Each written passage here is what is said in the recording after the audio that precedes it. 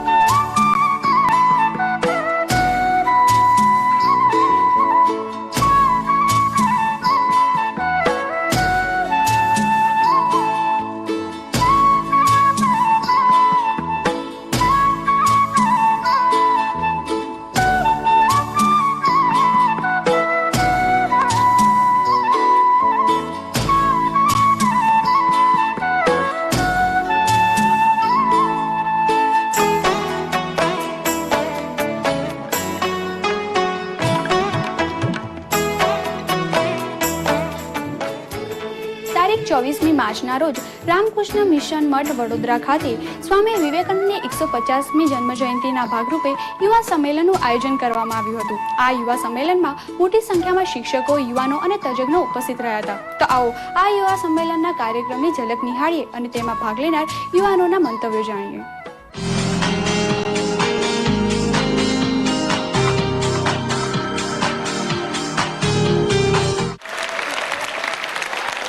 આ યુવા સંમેલનનું આયોજન સ્વામી વિવેકાનંદની 150મી જન્મજયંતિ પ્રસંગે થયું છે, જેથી યુવાનો સ્વામી વિવેકાનંદના જીવન સંદેશથી માહિતગાર થાય અને સ્વામી વિવેકાનંદ એ યુવા વર્ગના પ્રેરણાસ્ત્રોત છે. આપણો દેશ જ્યારે સ્વામી વિવેકાનંદના જન્મદિવસને રાષ્ટ્રીય યુવા દિન તરીકે ઉજવે છે, નેશનલ યુથ ડે તરીકે ઉજવે છે, ત્યારે સ્વામી વિવેકાનંદનો સંદેશ આ યુવાનો સુધી પહોંચે અને એ સંદેશને પ્રાપ્ત કરી તેઓ પોતાનું ચારિત્ર ઘડતર કરી શકે, સર્વાંગી વ્યક્તિત્વ વિકાસ કરી શકે અને દેશ માટે પોતાની જાતને સમર્પિત કરીને દેશને સ્વામી વિવેકાનંદનું જે સ્વપ્ન હતું કે ભારત મહાન બનશે એ સ્વપ્નને સાકાર કરી શકે, એવા મહત ઉદ્દેશ્યથી આ યુવા સંમેલનનું આયોજન કરવામાં આવ્યું છે. બહુ ઉત્સાહપૂર્વક બધા યુવા ભાઈઓને ભાગ લઈ રહ્યા છે. માર્ગદર્શન આપવા માટે ઘણા બધા અહીંયા વક્તાઓ આવ્યા છે. શ્રી સામ પિત્રોડા નથી આવી શકતા, પણ એમની સાથે વિડીયો કોન્ફરન્સ થશે અને બધા વિદ્યાર્થી ભાઈ બહેનો, બધા યુવા ભાઈ બહેનો એમની સાથે પ્રશ્નોત્તર પણ કરી શકશે. Hello Sam, my name is Pratish Nayak. Yes sir. I want to know, like we had Bill Gates and who invented the software. We had Steve Jobs creating brilliant hardware. Mark Zuckerberg came for social networking. So where do we go from here? You know, where will technology take the world from here? What is the next big thing? My goal is not to create Bill Gates and Steve Jobs. My goal is to solve the problems of the poor. My goal is not to get more billionaires. I have nothing against it. If somebody wants to do it, more power to them. That's not where I want to focus. I want to see how I can use information technology to train health workers, how I can use information technology to train teachers of tomorrow, how I can use information technology to deliver birth certificate, death certificate, land records, financial services. In the process, if we don't create billionaires, it's okay. That's not my goal. So I won't get too excited about copying West. I think we are too hung up in looking to West for solutions. That's where we are falling behind. I don't look at West for solutions. I will look at India for solutions. Good afternoon, sir. First of all, we are deeply obliged to have you here, and it's an immense pleasure to have you here, sir. So my question is, considering the world history, every civilization has dominated world scenario. Like in saying it was India in Satyug, and then we had Egyptians, Greek, Rome, etc. Post Dark Ages it was British, and they made remarkable contribution as far as modern technology and physics is concerned. What measures, being a young citizen of the country, I can take so that I could couple science with Indian spirituality? We do have great spiritual heritage. So what can be done to bridge Indian spirituality with science so that we can really take India, we can really do a lot for India this way? So what's your take on that, sir? First of all, India doesn't have to be any power.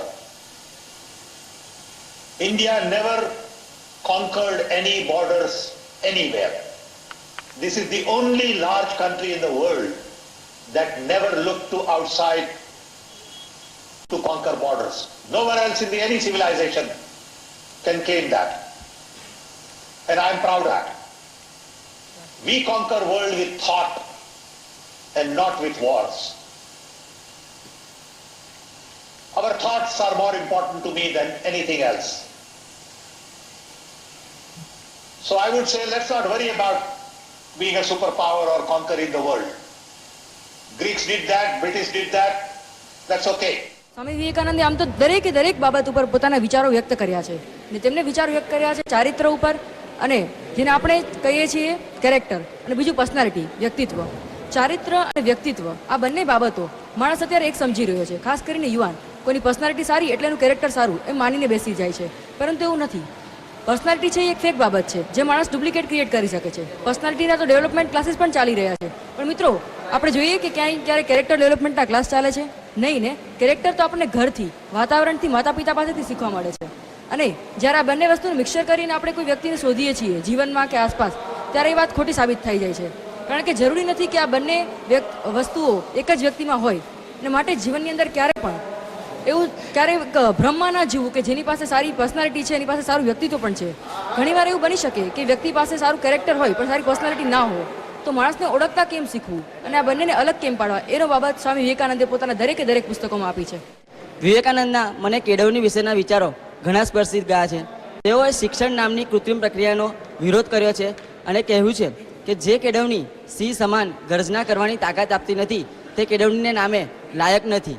સાચી કેળવણી તો મનુષ્યને પગ પર ઊભો રહેતા શીખવે છે.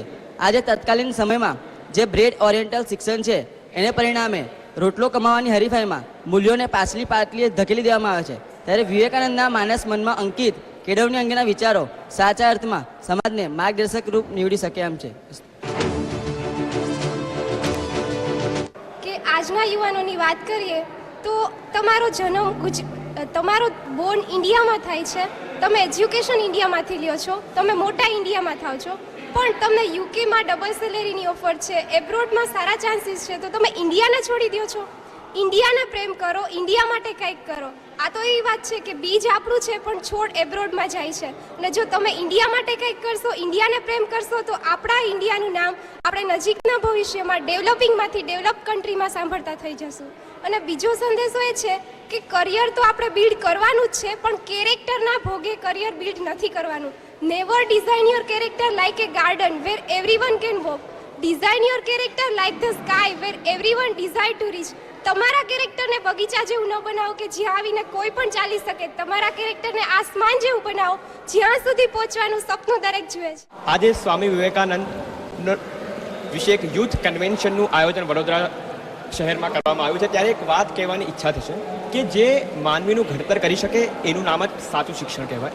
સ્વામી વિવેકાનંદ પણ કહી ગયા છે કે જે વિદ્યાર્થીનું આચરણ ઉમદા હોય અને અન્ય માટે અનુકરણીય હોય એ જ સાચો વિદ્યાર્થી છે અને તે દેશ પ્રેમ પણ કહેવાય. પણ આજના સમયમાં વિદ્યાર્થીનું આ જે આચરણ જે છે, આ જેનું કેરેક્ટર છે એ ક્યાંક જતું રહ્યું છે, એ ક્યાંક એ ગુમાવી રહ્યો છે.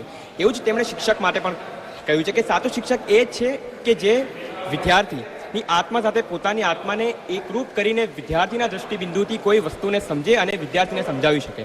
પણ આજના સમયમાં ખાસ એવું જોવા મળે છે કે વિદ્યાર્થીઓ અને શિક્ષકો વચ્ચેના જે સંબંધો છે એ સુમેળભર્યા રહ્યા નથી. ક્યાંક વિદ્યાર્થી અને શિક્ષકોના જે સંબંધ છે એમાં મીઠાશની ક્યાંક ઉણપ આવી રહી છે. માટે જ સ્વામી વિવેકાનંદ પણ એવું કહી ગયા કે જો દેશનો દરેક વિદ્યાર્થી અને શિક્ષકો વચ્ચેના જો સંબંધો સારા હશે, મીઠાશપૂર્ણ હશે, તો જ દેશનો રાષ્ટ્રીય વિકાસમાં થઈ શકશે. આજના સમયમાં આપણે જોઈએ છીએ કે દેશની આંતરિક શાંતિ પણ જળવાતી નથી. કારણ કે એવું કહેવાય છે કે રાષ્ટ્રનો વિકાસ એ દેશની આંતરિક શાંતિ પર રહેલો છે, પણ આજે આંતરિક શાંતિ જોવા મળતી નથી. સ્વામી વિવેકાનંદ એવું કહી ગયા છે કે નાગરિકોનો દેશપ્રેમ અને એમની જે રાષ્ટ્ર ભાવના છે એ જ દેશનો અને રાષ્ટ્રનો વિકાસ કરી શકશે. માટે દરેક યુવાનોએ કોન્સન્ટ્રેશન અને ડિટર્મિનેશન, એકાગ્રતા અને દ્રઢ શક્તિનો ઉપયોગ કરીને ઈચ્છા શક્તિને મજબૂત બનાવવી જોઈએ અને રાષ્ટ્રના વિકાસ માટે કટિબદ્ધ થવું જોઈએ. આજે વડોદરા ખાતે 150મી જન્મ જયંતિમાં સ્વામી વિવેકાનંદના આ કાર્યક્રમની ઉજવણી થાય છે. ત્યારે સ્વામી વિવેકાનંદના આ કાર્યક્રમમાં હું આપને લોકોને એક સંદેશ દેવા માંગુ છું. આધુનિક ભારત અને સ્વામી વિવેકાનંદ. આજે આધુનિક ભારતમાં અનેકો સમસ્યાઓ છે, એમાં મહિલાઓની સમસ્યા પણ છે. આપણે જોઈએ છે કે પેલા વેદોમાં પણ એમ કહેવાય છે કે યત્ર નાર્યસ્તુ પૂજ્યંતે રમંતી તત્ર દેવતા, એટલે કે જ્યાં નારીઓનો આદર થાય છે, સત્કાર થાય છે, ત્યાં જ દેવતાઓ વાસ થાય છે. આ સમગ્ર સૃષ્ટિ એનું રચના કરવા માટે આધારભૂત જ નારી છે. આ નારીઓનું આજે 21મી સદીમાં આધુનિક ભારતમાં ભ્રષ્ટાચાર એટલું બધું વ્યાપી ગયું છે કે વાત જ પૂછોમાં. આજના ગામડાઓમાં હજી પણ પડદા પ્રથા છે, કુરિવાજો છે. ઘરની બહાર નીકળવાનું નહીં, પડદાની અંદર જ રહેવાનું અને અંદર રહીને જ કામ કરવાનું. સ્ત્રીઓને મોટાની વાતમાં બોલવાનું નહીં. આવું બધું શા માટે, શું કામે? સ્ત્રી અને પુરુષ એક માનવામાં આવે છે. પ્રાચીન સમયમાં પણ દ્રૌપદી, ગાર્ગી, સીતા આવી મહાન નારીઓ થઈ ગઈ હતી. અને ઝાંસીની રાણીને કેમ ભૂલાય કે જેણે આપણા સ્વાતંત્ર્ય ભારતને આઝાદ કરાવવા માટે પોતાનું સર્વસ્વ નિછાવર કરી દીધું હતું. આવી મહાન સ્ત્રીઓ થઈ ગઈ છે. જ્યારે આજના સમાજમાં પણ સ્ત્રીઓ પર બળાત્કાર થાય છે. આવા અત્યારે જે સમાજમાં કુરિવાજો થઈ રહ્યા છે, આ દૂષણને દૂર કરવા માટે આપણે સ્ત્રીઓનું સ્થાન, એનું વર્ચસ્વ સમજવું જોઈએ અને તેનું સન્માન કરવું જોઈએ. હું એટલું જ કહીશ કે આ નારી દ્વારા જ સમગ્ર સૃષ્ટિની રચના થાય છે, માટે તેનું સન્માન કરો અને આદર કરો. ગુરુજી અહીંયા છે એટલે હું કહું ખાસ, ભગવદ્ ગીતામાં જ્યારે પહેલા વિષાદ યોગમાં જ્યારે અર્જુને એમ કહ્યું કે મારે લડવું નથી, ગાંડીવમ સંસતે હસ્તાત પક્ષૈવમ પરિદહ્યતે, મારા હાથમાંથી આ પડી જાય છે ને મને તો આમ થાય છે ને પગમાં પાણી થઈ ગયું છે વગેરે વગેરે. જો કૃષ્ણ ભગવાન ભારતના ના હોત અને અમેરિકાના હોત અથવા બીજા કોઈ દેશના હોત તો શું કહ્યું હોત? Oh, this is the problem, let's go to a physician. તારો બ્લડ ટેસ્ટ કરાવી દઈએ. પણ આ કૃષ્ણ ભગવાન આપણા દેશના હતા એટલે એમણે કહ્યું કે ના બેટા, તારો પ્રશ્ન કઈ બહુ સરસ છે પણ પ્રજ્ઞાવાદાંચ ભાષ છે, તું જરા બહુ બુદ્ધિશાળીની માફક વાત કરે છે, આ બરાબર વાત નથી. એમ આપણે જરા વધારે અંદર જવું પડશે. તારો પ્રશ્ન શું છે? એટલે આ ભગવદ્ ગીતામાં જે યુદ્ધપ્રિયતા છે એને યુદ્ધપ્રિય બનાવે છે પછીથી. પણ અર્જુન એ આપણો પ્રતિનિધિ છે અને એટલે આપણને ભગવદ્ ગીતા ગમે છે ને એટલા માટે સ્વામીજીએ પણ રુચિ નામ વૈચિત્ર્ય એમના જે પ્રખ્યાત પ્રવચનમાં પણ ઘણું બધું ઉલ્લેખો કર્યા છે.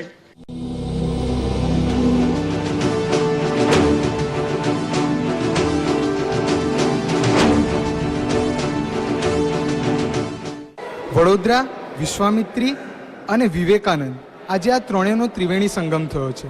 મહારાજા સયાજીરાવ ગાયકવાડ ત્રીજા અને સ્વામી વિવેકાનંદની જ્યારે એક સાથે અહીંયા 150મી વર્ષગાંઠ ઉજવાઈ રહી છે ત્યારે મને ખૂબ જ આનંદ થઈ રહ્યો છે.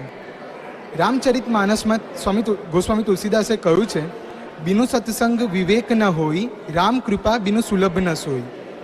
સત્સંગથી વિવેક મળે છે, પરંતુ એ સત્સંગ એ તો રામની કૃપાથી જ મળી શકે. જ્યારે વડોદરામાં યુવા સંમેલન દ્વારા અમને આવી સુંદર સત્સંગની તક મળી છે, જેનાથી અમને સાચા વિવેકાનંદ મળી શકે, તે બદલ હું રામકૃષ્ણ મિશનનો આભાર માનું છું. યુવાનો માટે સ્વામી વિવેકાનંદનો સંદેશ જો મારે એક શાયરીમાં કહેવો હોય તો હું એવી જ રીતે કહી શકું, હમારી એક મંજિલ હૈ, હમારા એક નારા હૈ, ધર્મ સે જાત સે જ્યાદા હમે યે મુલ્ક પ્યારા હૈ. સ્વામીજી આજના યુવાનોને કહી રહ્યા છે, તમે ભારતને પ્રેમ કરો. ભારત એ વિશ્વમાં એકમાત્ર એવો દેશ છે જેને આપણે માતા કહી શકીએ છીએ અને એ જ માતાની શક્તિથી જો સ્વામી વિવેકાનંદે વિશ્વ વિજય બન્યા હોય તો ભારત પણ આ માતાના આશીર્વાદથી વિશ્વ વિજય બની મહાસત્તા બની શકે છે.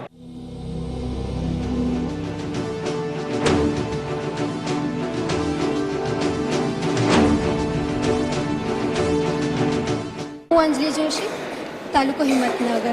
આજે સ્વામી વિવેકાનંદની 150મી જન્મ જયંતિ એ વર્ષ 2010થી 2014 સુધી સમસ્ત વિશ્વભરમાં ઉજવા રહી છે. ત્યારે એના એક ભાગરૂપે આજે યુથ કન્વેન્શન્સ એ બરોડા મુકામે સયાજીરાવ ગાયકવાડ નરગૃહમાં યોજાયેલો છે. આજે યુવાન તરફ નજર કરીએ તો જોવા મળે છે સિનેમાની બારી લટકતી યુવાની, મિત્રોની મહેફિલમાં મશગુલ યુવાની, સિગરેટના ધુમાડામાં ફૂંકાતી યુવાની, શરાબની પ્યાલીમાં ડૂબેલી યુવાની. આજે યુવાન તરફ કોઈ ધ્યેય ખરું? આજે યુવાનોના કોઈ પ્રેરણાદાયક ખરા? અરે હા છે, યુવાનોના પ્રેરણાદાયક છે. સમગ્ર ભારતના જ નહીં પરંતુ સમગ્ર વિશ્વના પ્રેરણાદાયક છે એવા સ્વામી વિવેકાનંદ. સ્વામી વિવેકાનંદ એ યુવાનોની દિશા અને ઘણું બધું બદલી શકે તેમ છે. આજે યુવાન તરફ નજર કરીએ તો જોવા મળે છે અને યુવાનોના મોઢા પર ફક્ત એક જ વાત જોવા મળે છે, ખાઉં છું, પીવું છું ને ફર્યા કરું છું, મરતો નથી તેથી જીવ્યા કરું છું. પરંતુ સ્વામી વિવેકાનંદના વિચારો એ યુવાનોની પ્રેરણા આપે છે. स्वामी विवेकानंद विषय हूँ વધારે तो नहीं कहीश પણ એટલું જ કહીશ કે यूं तो कहने के लिए तेरे सर पे कोई ताज न था, मगर विवेकानंद जी ऐसा कोई दिल न था जिस पे तुम्हारा राज न था.